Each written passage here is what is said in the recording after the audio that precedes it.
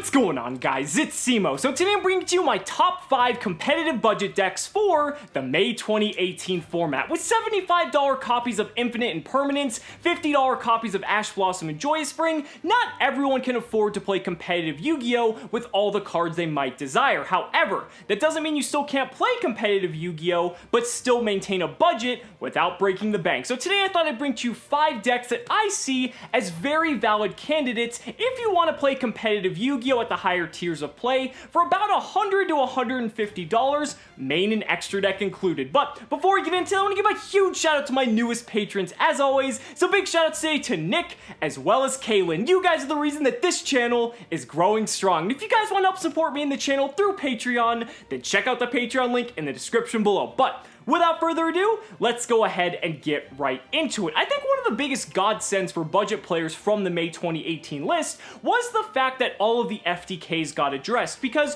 one of the most expensive elements of playing Yu-Gi-Oh!, especially at the higher tiers of competitive play, are the fact that hand traps are pretty much almost sometimes a necessity. And the thing about that is, when you're going up against an FTK player and they were starting off doing their combo, and you don't have any hand traps because you can't afford them, well, you know, that's a bit unfortunate. And so I'm glad this got addressed, because now if you go second, if you lose the die roll, you're not going to automatically lose because you're not going to get FTK'd. Sure, you might have to play through some pretty resilient boards, but that doesn't mean it's completely unbeatable. So these decks, while obviously with hand traps are going to be better, are still decks that you don't necessarily need to play hand traps in, but if you have them, all the better. So, starting off with number 5, I actually have a tie because I couldn't decide between which one was better. And that tie is between ABC as well as Burning Abyss. Now, both of these decks share a lot of commonalities, and that's why I decided to group them together.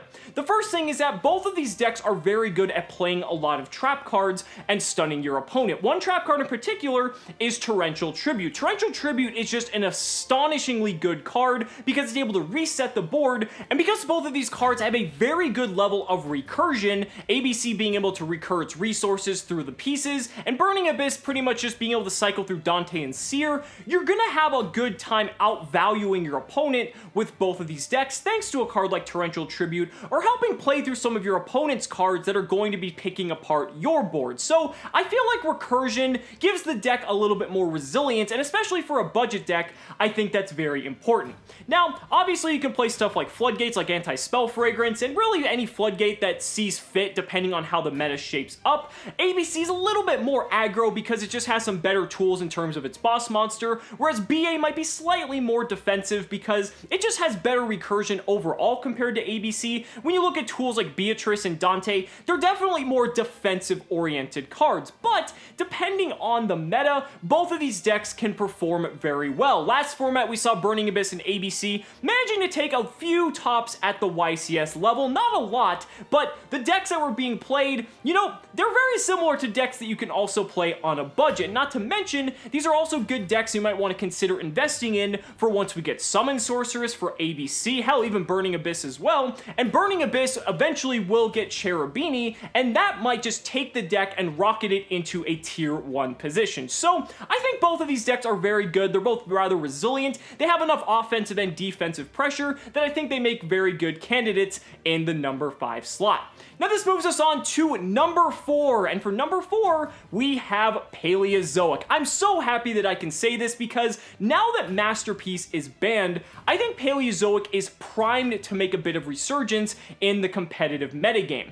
Masterpiece was so oppressive against a deck like Paleozoic because, very similarly to how it can help counteract Altergeist, if your opponent makes a monster trap immune Masterpiece, you realistically don't have an out as a Paleozoic player, or the outs that you do have are very limited and require too many resources that if you do manage to out the Masterpiece, you're just going to lose the game anyway because you had to invest so many resources to clear the Masterpiece, and they're able to just establish another one on the following turn.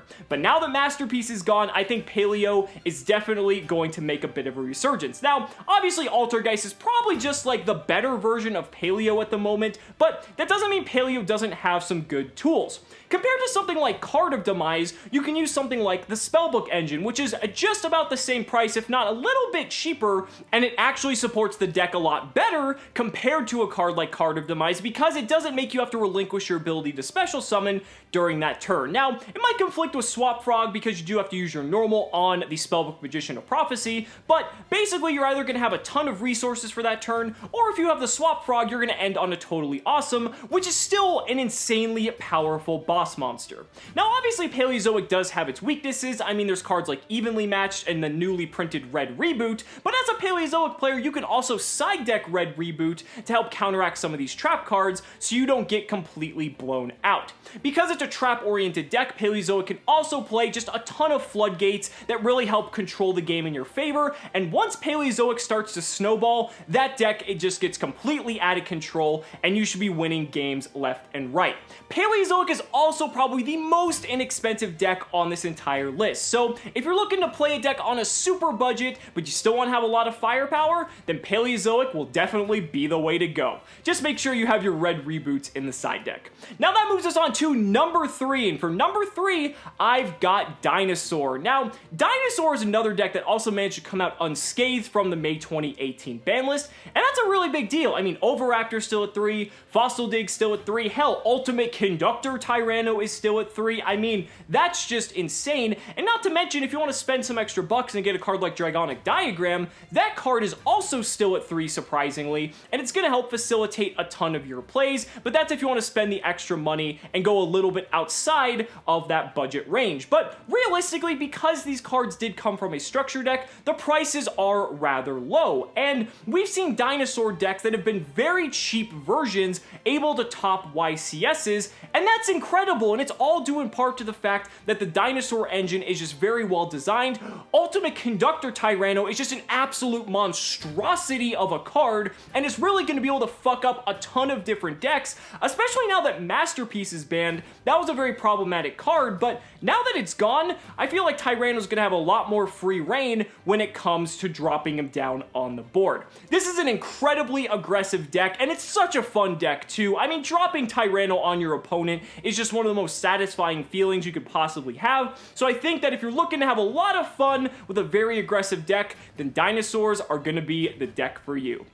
And this moves us on to number 2, and surprisingly, Pendulum Magician made the number 2 slot. Now, I know what you guys are thinking, Cimo, how the hell is Pendulum Magician on your budget deck list? Well, if you guys have checked the prices of Heavy Metal Foe's Electromite lately, it's only sitting at about $25 a copy. That's insane. Remember, this card used to be a $60, $70, $80 card, but people were very worried that with the ban list looming, that the deck was just going to get hit, and Electromite was going to be one of those cards that was going to pretty much see its fate on the Forbidden and Limited list. But surprisingly, Electromite did not get hit. And while I think that's correct, this is actually a very good opportunity for anyone looking to pick up a very strong deck and loves playing with the Pendulum mechanic. The thing is, aside from Electromite, there isn't really a lot of expensive cards you need to get from this deck. Maybe like Tornado Dragon or, you know, some other cards in the extra deck, but the main deck is pretty much all comprised of cards from Pendulum Evolution, and then you've got some cards like Dragon Shrine, Foolish Burial, Pot of Desires, but even that was a promo card in the Mega Tin, so realistically, the main deck is incredibly inexpensive, and even though Astrograph Sorcerer and Starving Venom got hit on the last ban list, the deck is still insanely potent. I mean, you're able to end on boards with multiple negations, utilizing Vortex Dragon, Tornado Dragon, hell, even something like Baguska if you need a more defensive option. The deck is still very capable, and hell, even the Mythical Beasts aren't too expensive now if you want to run that engine in there, and that gives you even more negations in the form of something like Mythical Beast Jackal King. I think this is an excellent opportunity for anyone looking to pick up a very strong deck for a very low price. If you can cop up a couple of Electromites for a very just reasonable price, I mean, $50 to $40 for 2 copies I think is very fair at the moment. This is also another card that could just spike up in value at any time if Pendulum Magician still happens to be a meta contender, but definitely can't underestimate this deck. I think the biggest weakness is with Sky Strikers on the horizon. I think you're going to see a lot of players start to play a lot of spell hate like anti-spell fragrance, things like that, and those cards also happen to work against Pendulum Magician, but even with a ton of players running anti-spell fragrance in the previous format, Pendulum Magician still managed to be the dominant deck of the previous format. The deck has been resilient through several months, and I think this format's going to be no different. Now this brings us to my number one competitive budget deck of the May 2018 format, and that deck is going to be True Draco. Now, True Draco is probably the most expensive of the budget decks I've listed here, because you're going to need 3 copies of Dragonic Diagram, which are about 20 to 25, maybe even 30 bucks a piece, and you're also going to need 3 copies of Card of Demise, which are sitting at about 15 to 20. Those 6 cards alone are going to eat up a majority of our budget. However, we get to save a lot of money here because True Draco actually doesn't need to play an extra deck, and that's what's really beneficial here. This makes it a very good and appealing budget option because the extra deck can sometimes be the most expensive part of any deck.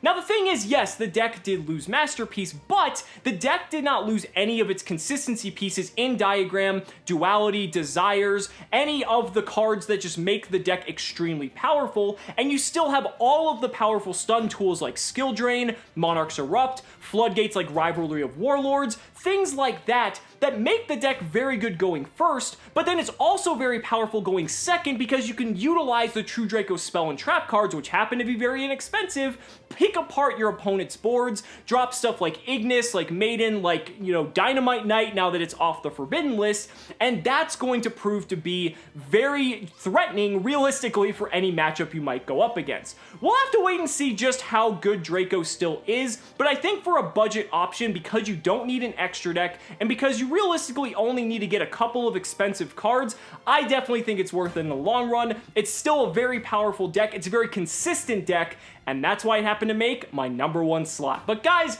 those are just my thoughts. Let me know down in the comments what you guys think about your top budget decks for this coming May 2018 format. I'd really love to hear your thoughts. Guys, thank you so much for watching the video. Be sure to like the video as always. Subscribe to the channel for more amazing Yu-Gi-Oh content. And if you really found this video helpful, consider backing me on Patreon, because just by pledging only $1 a month, you're investing in my ability to continue bringing you amazing Yu-Gi-Oh content. So thanks so much again, and we'll see you next time.